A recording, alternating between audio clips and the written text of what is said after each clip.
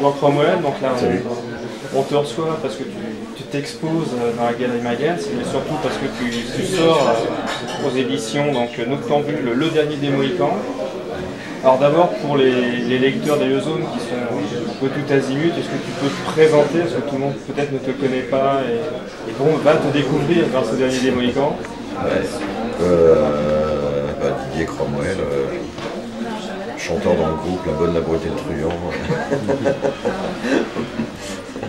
Et j'ai fait un espèce de truc bizarre qui s'appelle Le Dernier des Mohicans, et qui est ni une BD, ni la littérature, ni des bouquins d'illustration, un peu tout à la fois. Voilà. Un bouquin fait à 100% de tout ça, à 300% de tout ça. Alors, on ne découvre pas, mais c'est vrai que tu es un dessinateur on va dire impressionnant. Tes dessins, on les voit, c'est un visuel qui marque. Comment tu es arrivé à ce métier de dessinateur? Parce que quand on regarde ta bibliographie, on voit l'armée, ça, si on y tient. Ouais, c'est un peu et quand étrange, on voit, on se dit tiens, il y a eu un changement radical. En fait, c'est pas un changement radical. En fait, à l'âge de 12 ans, je voulais dessiner déjà. Et mon père m'avait dit, donc à 12 ans, il m'avait dit, parce qu'il voulait me dégoûter du dessin. J'ai un père qui est quand même officier dans la Légion étrangère, donc c'est pas simple, mais c'est pas mal pour une formation quand même. Et donc, du coup, à 12 ans, je voulais dessiner. Lui me disait, si tu veux savoir dessiner, il faut que tu dessines des arbres et des chevaux. Et pendant 2 ans, j'ai dessiné des arbres et des chevaux, comme un malade. Tous les chevaux possibles et imaginables. Et à la fin, je réussissais bien beaucoup.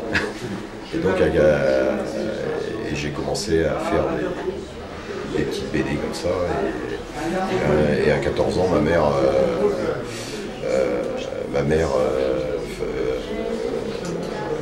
comment dire, a voulu montrer les dessins à mon père. Et mon père, j'entends encore mon père qui dit non, je ne vais pas les voir, il n'a pas de talent. Et là, dans ma tête, ça fait tilt, tu vas voir si j'ai pas de talent. Et du coup, j'ai fait de la BD en cachette pendant des années. Voilà, je faisais ça même quand j'allais chez les jésuites, et quand je suis allé chez les jésuites, etc. Et même quand je me suis retrouvé dans les parrains. Donc je dessinais tout le temps. Voilà. Donc et finalement, quand j'ai quitté les paras, je me suis retrouvé à la croisée des chemins, c'est-à-dire soit j'allais, soit je continuais donc cette carrière militaire. J'avais rien contre, mais j'avais quand même l'appel de la forêt avec cette histoire de bande dessinée. Et du coup,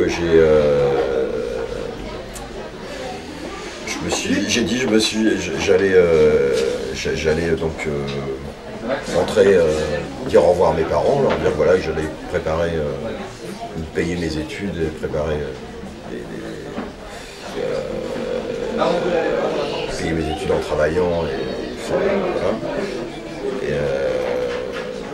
j'avais rien contre eux puisque en fait je trouvais ça normal. C'était pas du tout leur milieu, ils avaient super peur que je fasse de la bande dessinée, donc je trouvais ça normal qu'ils aient un rejet.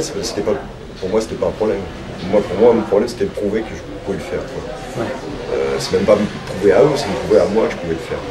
Et je sentais que j'avais vraiment envie de ça. Donc, du coup, je suis arrivé dans le bled de mon père à la gare. Je suis descendu du train, mon père m'a tourné dans la bagnole.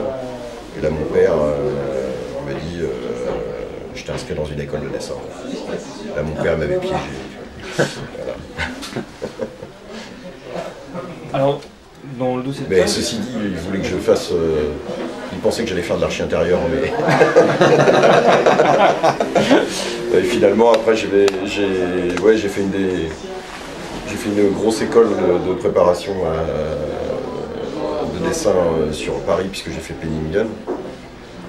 Et après Penningen, j'ai présenté les Beaux-Arts et les Gobelins.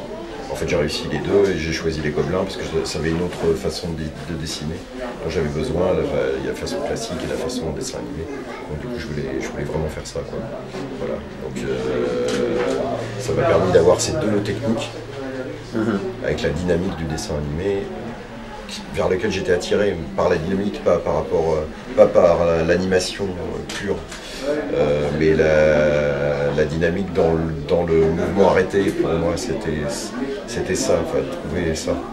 Voilà, donc du coup, j'ai développé tout ça, j'ai bossé un an dans le dessin animé, sur un dessin animé culte d'ailleurs, une série télé culte, dont je ne parlerai pas, parce que moi, je regardais même pas les rushs. Et les gens qui regardent du manga, qui adorent le manga, ils aiment cette série-là, donc moi je la déteste. Voilà, donc du coup j'ai fait ça pendant un an et ça m'a permis de faire le premier album, puis après c'était lancé, quoi. Je faisais de la bande dessinée, je me suis plus arrêté, plus jamais. On lit dans le dossier de presse que Le Dernier Mohican, donc ce livre-là, c'est un rêve d'enfant que tu as réussi à concrétiser. Un rêve d'enfant, mais j'en étais pas conscient. Hein. Quand j'en ai été conscient au moment où j'ai dit oui pour faire Le Dernier Mohican en BD. D'un coup, ça a fait tilt, quoi. Quand j'ai entendu Le Dernier Mohican, ça a fait tilt. Au départ, une adaptation de roman, ça me plaisait pas trop. Je trouve ça bizarre de faire quelque chose qui doit être lu soi-disant plus facilement en BD. C'est pas très intéressant. Et puis il y a eu 10 adaptations BD du Dernier des Mohicans. Il y a eu plusieurs films, etc. Donc, pour moi, c'était pas intéressant en soi, sauf que Petite Vue proposait une ligne éditoriale bien différente de ça, c'est-à-dire une adaptation libre. Et pour moi, ça a fait vraiment tilt. Mais surtout, c'est-à-dire le titre, pour moi, signifiait plein de choses. C'est-à-dire toute la technique devait être complètement explosée de tout ce qui existait. C'est comme si j'avais été à l'affût depuis l'âge de 12 ans, quoi. Et ça a explosé, quoi, en fait. Je sais pas pourquoi, mais ça a vraiment... je sais pas, c'est une espèce de moment magique peut-être, je sais pas. C'est un truc qui, pour moi, c'était vraiment... ça m'est tombé dessus, quoi. Voilà. Et c'est le genre de livre que tu lisais, qui t'ont fait aimer la littérature ou la BD? Ouais, parce que je lisais à la fois Le Dernier des Mohicans, ou Alexandre Dumas, j'ai même lu Robinson Crusoe, mais c'est un bouquin où je trouvais trop glauque, Robinson Crusoe, en même temps, je sais pas pourquoi. Le cannibale, tout ça.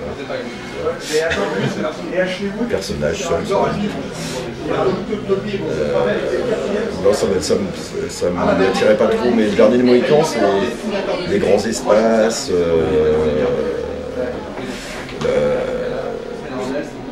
c'est une histoire sans fin, voilà. C'est une histoire où tout le monde peut faire son Dernier des Mohicans, voilà. C'est super intéressant pour ça. C'est à la fois la fin d'un monde et le début d'un autre. Et moi, pour moi, c'est ça la vraie liberté, en fait. Ouais. Alors donc, c'est une adaptation libre. Comment tu as travaillé ce scénario? Quelles limites tu t'es donné pour les dévier du scénario original du roman? En fait, j'étais fouillé dans mes souvenirs d'enfance quand je lisais Ce Dernier des Mohicans pendant des vacances en Sologne, au bord d'un petit étang où il y avait une barque que je piquais aux chasseurs-pêcheurs qui un jour ont bloqué même cette barque et je me suis projeté mon premier cadenas et j'ai quand même piqué leur barque et j'étais quand même un Indien et j'allais sur mon île et je lisais mon Dernier des Mohicans dans ma petite cabane que j'avais construit avec des feuillages qui séchaient et qui tombaient régulièrement, que je changeais régulièrement. Donc vraiment j'étais dedans et donc je me suis rappelé tout ça. Et ce côté où je devais devenir un fantôme, même pour les chasseurs-pêcheurs, leur piquer la barque, le jeu, etc. Tout ça, c'est... tout ça, ça me parlait, il fallait que je retranscrive ça, mais tout en racontant évidemment cette histoire de Dernier des Mohicans. Voilà. Et en construisant tout ça, j'ai commencé à faire une espèce de construction mathématique avec des portraits qui arrivaient successivement, tout en ayant des actions. Et petit à petit, en fait, je montais comme ça, des rushs, en fait, comme un film. Et du coup, j'ai décidé de ne pas faire des planches traditionnelles. Et puis, arrivait cette technique de peinture qui me semblait évidente, quoi. Et là, j'ai totalement explosé le système bande dessinée. Et puis il y avait un truc qui m'attirait énormément, c'était la façon de découper de Miller avec Sin City. Je trouvais extrêmement pointu. Au départ, quand j'ai vu ça dans les années 80, je trouvais ça un peu feignant en fait, parce qu'il mettait une case. Et en fait, pas du tout. En fait, petit à petit, quand je lisais ça, je trouvais ça vraiment énorme. Et il se servait du format comics pour aller à une espèce de vitesse, de lecture en temps réel. C'est-à-dire, on est comme si on était sur des bandeaux en fait, et plus sur des planches. Donc, du coup, on tourne. Ça va très vite dans les surprises, quoi. Il faut vraiment être super efficace. Et ça m'a bien parlé. Puis les voix off, évidemment, enfin, qui existaient déjà depuis longtemps, même avec Prince Valiant et tout ça. Mais Prince Valiant, il y a des choses comme ça. Malgré tout, même c'est quelque chose qui a été dessiné il y a très longtemps. Ça aussi, ça m'a... J'ai commencé à faire des croisements, tout ça. Voilà, plus la peinture classique. Et particulièrement les peintres de Hudson River School, les peintres américains qui peignaient sur des gigantesques des paysages de Hudson River. C'est vrai que le Si vous pouviez parler un peu plus fort. Alors, le Dernier des Mohicans, c'est vrai que c'est pas une BD classique. Non. C'est des peintures qui deviennent une BD. Et on a l'impression d'avoir un véritable travail de titan entre les mains, parce qu'on se dit, mais on a l'impression d'avoir des années de travail entre les mains, parce qu'on se dit, c'est pas possible des planches avec ce niveau de travail. Donc, mais combien de temps ça peut lui demander, comment il a fait pour travailler et pour arriver à ce... En fait, c'est un bouquin qui m'a demandé 2 ans et demi. 2 ans et demi avec tous les matins des centaines d'images dans la tête, sachant pas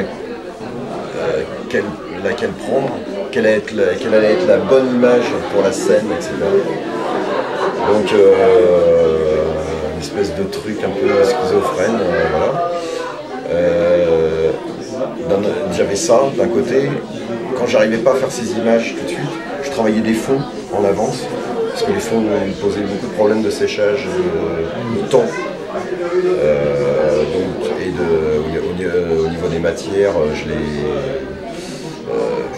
triturais la matière vraiment, j'y allais au couteau, un vrai couteau de commando. Des vieux Roland d'armée. Et puis, en fait, je construisais des fonds, je les détruisais, je piégeais mes papiers d'enduit, voilà, jusqu'à temps que j'arrive à dessiner comme sur un mur ou sur du cuir. Voilà. D'accord. Ouais. C'est vrai qu'à la fin, c'est vraiment des personnages qui ont des vraies gueules. C'est vrai que c'est rare qu'on trouve des BD avec des personnages qui sont... En plus, j'ai pas fait un crayonné, il n'y a pas de crayonné du tout. Donc du coup, j'étais en freestyle. Et tant que j'avais pas cet instant magique, j'étais pas satisfait. Et dès le moment où j'avais cet instant magique qui fait basculer un dessin, ça peut être un beau dessin, on peut faire un beau dessin, tout le monde peut faire un beau dessin. Mais il y a un moment donné dans un dessin, il se passe quelque chose. Moi j'appelle ça un moment, un instant magique, il y a la bascule quoi. Et là qui fait que ce dessin il va être perçu complètement différemment par tout le monde en fait. Et moi c'est ça que je cherche à chaque fois, c'est un peu la blue note quoi, c'est le truc qui fait... moi sur chaque dessin j'étais comme ça. Il n'y a pas un dessin qui m'a échappé. J'ai pas laissé un dessin m'échapper une seule fois, même si c'est dans des moments très spirituels. Je voulais qu'il y ait ce passage. Et pour provoquer ce passage, il faut... il y a des tas de... je cherchais plein de moyens. Je me mettais tout le temps en danger, voilà. Tout le temps sur le fil. Par exemple, le dessin était trop bien fait, trop lisse. J'allais faire un beau dessin, tu vois, bien... Eh ben, je le détruisais. Je le détruisais et jusqu'à temps qu'il voilà, soit... l'anatomie était bonne, je la détruisais. Il fallait que l'anatomie soit mauvaise. Voilà. Une espèce de truc de fou, mais parce que j'étais pas satisfait quand le dessin était trop bien. Je sais pas si c'est un truc de malade, mais en tout cas, c'est ce qui a fait que moi j'ai pu monter mes rushs. Après, apaisé, je montais mes rushs et je montais mes pages et ça fonctionnait quoi. Ça fonctionnait. Là on parlait un peu avec Capalou du scénario. C'est vrai qu'au départ du livre, comment l'appeler, la BD un livre, c'est les deux à la fois. Ouais, c'est 100% d'image, voilà, 100% de BD, 100% voilà, de littérature, c'est vraiment du tout. 300%. Au départ, il y a entre guillemets peu de texte, beaucoup de place à l'image, beaucoup, même parfois des doubles pages sans aucun mot. Et à la fin, on a vraiment beaucoup de lectures avec des actions qui s'accélèrent. C'est un choix que tu as voulu d'accélérer progressivement ton roman pour arriver à des... Ouais, en plus j'aurais voulu mettre encore plus de cases, plus serrées, de plus en plus jusqu'à la fin. Montrer le côté urgence, course effrénée, soufflement, etc. En fait j'ai manqué de place. 120 pages, mais en fait j'avais envie de continuer cet album et encore longtemps. J'ai écarté une vingtaine de dessins à cause du montage. J'ai voulu aérer au début et puis resserrer comme ça sur la fin. J'ai même des scènes que j'ai pas pu développer comme j'aurais voulu pour redonner cette place, un peu de place. Mais je savais que éditorialement je ne pouvais pas le faire. Voilà, c'était des problèmes après c'était pas forcément des problèmes d'argent, machin, j'en avais rien à foutre. J'étais prêt à continuer vraiment, mais c'est des problèmes après de politique éditoriale, de pagination pour l'imprimeur, etc. Donc c'est bien compliqué en fait. Voilà, à un moment donné, il faut s'arrêter.